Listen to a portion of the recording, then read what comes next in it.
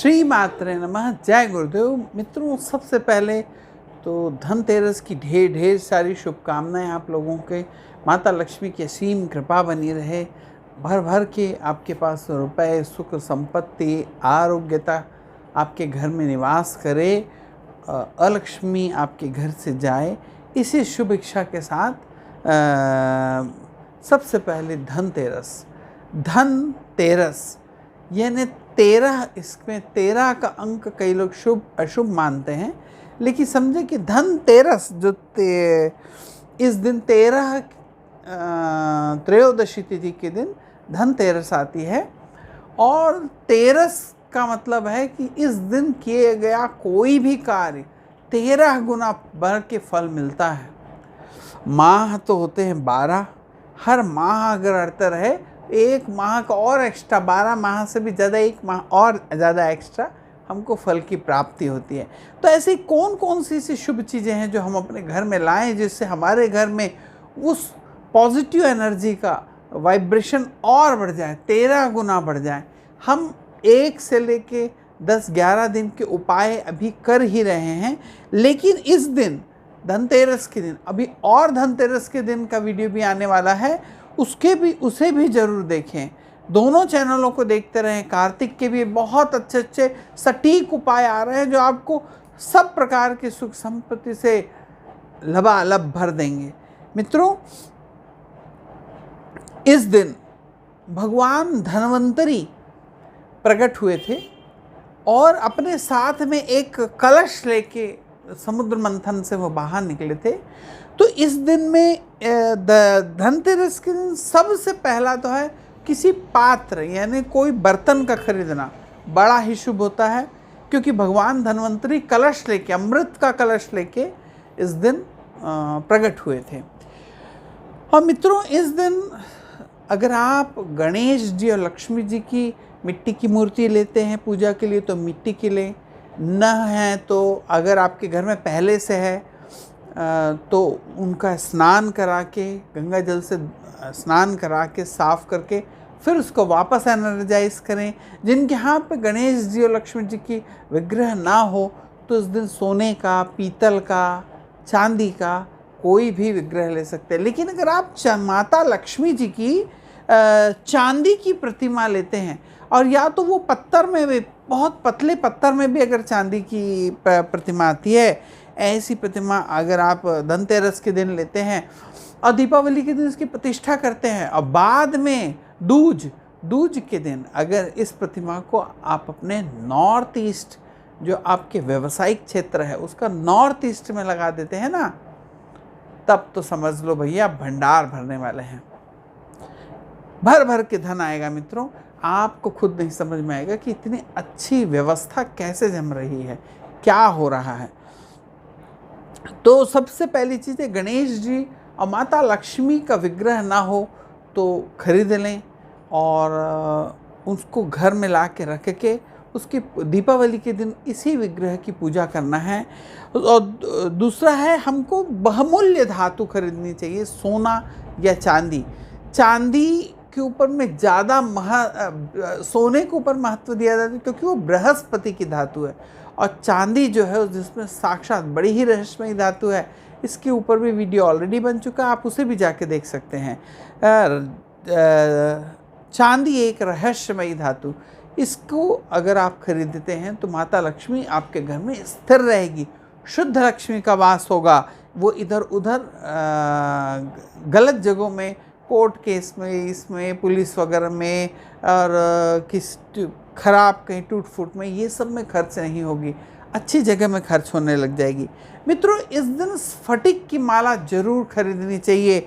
स्फटिक जो है, स्फटिक के अंदर साक्षात लक्ष्मी का वास है, और अगर इस दिन स्फटिक के श्रीयंत्र अगर आप खरीदते हैं तो, और उसकी प्राण प्रतिष्ठा करके अगर घर में रखते हैं तो स्फटिक एक प्रकार का रत्न है, और रत्न वो भी माता लक्ष्मी का यंत्र, श्री यंत्र जिसके अंदर माता लक्ष्मी का वास है, उस यंत्र का अगर स्फटिक का, मणि यानी रत्नों का बना हुआ है वो यंत्र, स्फटिक यानी रत्न है, तो उसका बना हुआ अगर आप श्री यंत्र की स्थापना करते हैं तो जो आप श्री सूक्त हमारे YouTube चैनल के ऊपर में श्री सूक्त उपलब्ध है, दोनों चैनलों में देखिए, उनमें एक श्री सूक्त है संपुट योग, उसका अगर आप पाठ करते हैं, सुनते हैं, चालू कर लेते हैं और सुबह शाम अगर उसको सुनते भी हैं, इस श्री स्फटिक के श्री यंत्र की अगर आप पूजा पर, तो भी धीरे धीरे संपत्ति आपकी और सुख वैभव हर प्रकार से, अष्टलक्ष्मी का इसमें वास है, 8 प्रकार की लक्ष्मी हर तरफ से आपकी बढ़ने लग जाती है। तो अगर कई भाई हैं कि हम स्फटिक का श्री यंत्र नहीं खरीद सकते, तो कम से कम स्फटिक की माला खरीदें इस दिन, और स्फटिक की माला से अगर आप जाप करते हैं लक्ष्मी के यंत्रों का, और कमल गट्टे की माला से जाप करते हैं, तो माता लक्ष्मी बहुत प्रसन्न होती हैं। इस दिन कमल गट्टे की माला खरीदनी चाहिए। कमल गट्टे की माला माता लक्ष्मी को पहनाएं। कमल गट्टे माता लक्ष्मी की पूजा में उनके चरणों में कमल गट्टे चढ़ाएं, जिससे माता लक्ष्मी को, जब आपका बर्थडे आता है या कुछ ऐसी चीज़ होती है कि जिस दिन आपका विशेष रहे वो दिन, और आपके पसंद की सारी चीज़ आपके पास लाई जाए, तो आप कितना अच्छा लगता है। आप बताते हैं पसंद के, सब लोग आपसे पूछते हैं बेटा आज क्या खाओगे, क्या लाएं तुम्हारे लिए, क्या गिफ्ट करें, सब लोग पूछ पूछ के आपको गिफ्ट देते हैं। तो जब ये शास्त्रों में उल्लेख है इन सब चीज़ों का कि हमें ये चीज़ घर में इस दिन लाना चाहिए, इससे हमारे घर में कई गुना उस चीज़ की शुभता बढ़ने लगती है और हमारे यहाँ बरकत बनी रहती है। इस दिन हमको दाहिनावर्तिक अगर शंख मिल जाए तो दाहिनावर्तिक शंख जरूर खरीदना चाहिए। दाहिनावर्तिक शंख को पूजा में रखें।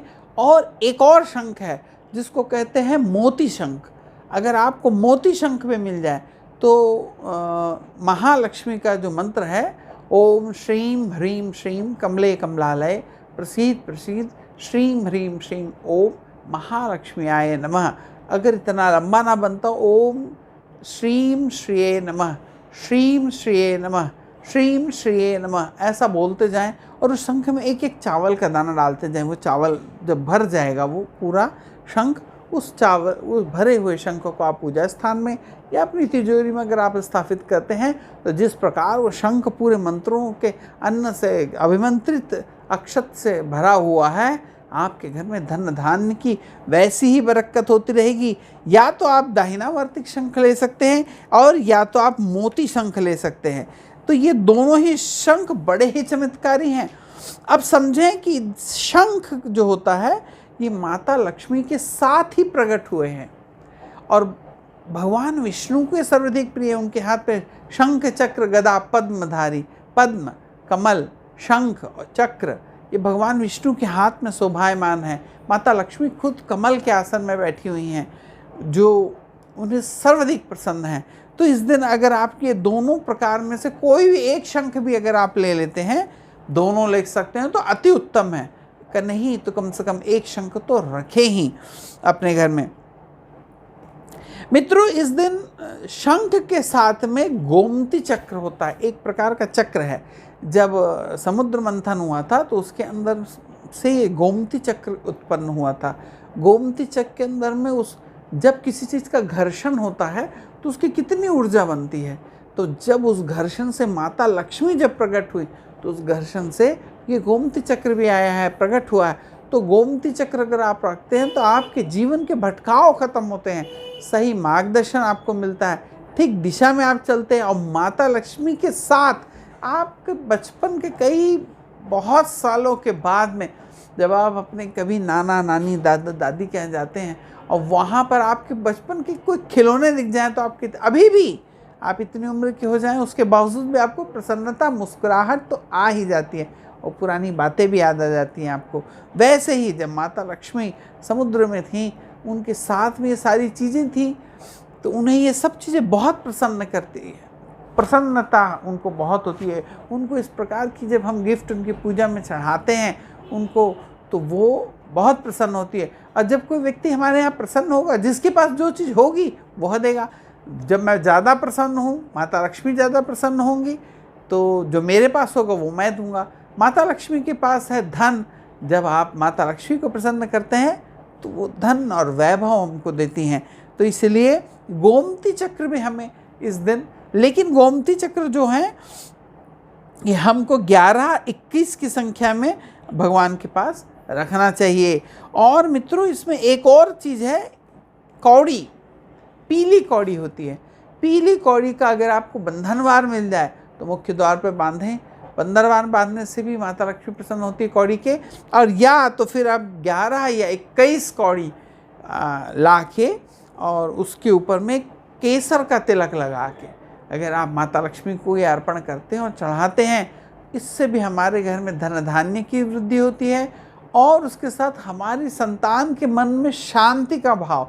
घर में जब पीली कौड़ी रखी रहती है, पहले के ज़माने में ये पीली कौड़ियाँ जो होती थी ये मुद्रा के रूप में उपयोग होती थी, और ये जो पीली कौड़ी है ये अगर हमारे घर में रखी रहती हैं तो साक्षात विष्णु वहाँ स्थिर है। और हमारे जो बच्चे होते हैं इनका मन शांत रहता, उद्दंडता रहती है ना बच्चों में, वो कम होती है अगर हमारे घर में पीली कौड़ी रखी रहती है।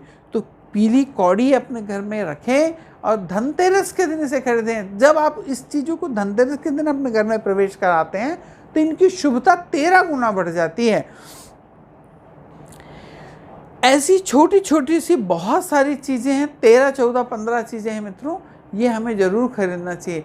लोग गाड़ियाँ खरीद रहे हैं, फ्रिज खरीद रहे हैं, कार खरीद रहे हैं, ये आप मना नहीं है, ये सब खरीदें, लेकिन इसके साथ ये बहुत छोटी छोटी चीज़ें इन्हें ज़रूर लेके आएँ। उनमें से एक है कुबेर जी का यंत्र या कुबेर जी के स्टैचू या कुबेर की। ये तीनों चारों में से कोई भी चीज़ अगर आपको मिल जाती है तो ज़रूर लेके आएँ। भगवान कुबेर, क्योंकि उस दिन धनतेरस के दिन माता लक्ष्मी के साथ भगवान कुबेर की भी आराधना होती है, भगवान कुबेर की भी पूजा की जाती है। तो और जो सभी देवताओं का कोष संभालते हैं, अगर वो प्रसन्न हो जाए तो। और मित्रों, इस दिन झाड़ू जरूर खरीदना चाहिए। झाड़ू वो भी सम संख्या में ना खरीदें, 3, 5 की संख्या में लें, 3 कम से कम झाड़ू जरूर लें। और झाड़ू में भी क्वालिटी है। जो छीन झाड़ जो होता है, जो खजूर के जैसा होता है, छीन बोलते हैं जिसकी, वो उस झाड़ की पत्ती की झाड़ू बनती है, वह छोड़ के फूल झाड़ू खरीदें। और वो भी जितनी गज़न होगी उतना ज़्यादा आपकी शुभता में उन्नति होगी। और झाड़ू खंडित टूटी फूटी ना खरीदें, सीधी खरीदें। और जब पूजा कर लें तो पूजा के बाद में, पूजा का जब स्थान आप ये कर लेते हैं, पूजा में चढ़ाने तक जब आप खरीद के लाएं तो ये झाड़ू किसी कोई देखे ना, उसको खोल के, कवर चढ़ा हुआ है उसे खोल के किसी को दिखाए ना। पूजा के बाद ही इस झाड़ू का कोई दर्शन कर सकता है। उस झाड़ू को लाने के बाद में एक काम करें, पूजा के समय उस पर एक सफ़ेद रंग का धागा बांधें।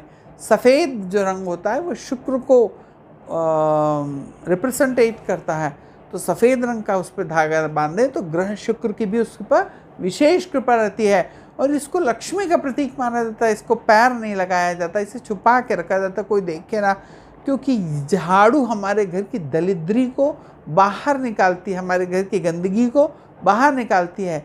और जो गंदगी को हटा दे, दरिद्री को हटा दे, वो लक्ष्मी है। इसलिए झाड़ू जरूर खरीदें इस दिन। इस दिन एक छोटी चीज़ और है मित्रों, जिसको नमक हमें कम से कम 1 पैकेट 2 पैकेट जरूर लाना चाहिए। और धनतेरस के दिन पूजा के बाद इस नमक का इस्तेमाल उसी दिन से चालू कर देना, 5 दिनों में ही इस नमक का इस्तेमाल चालू कर देना चाहिए।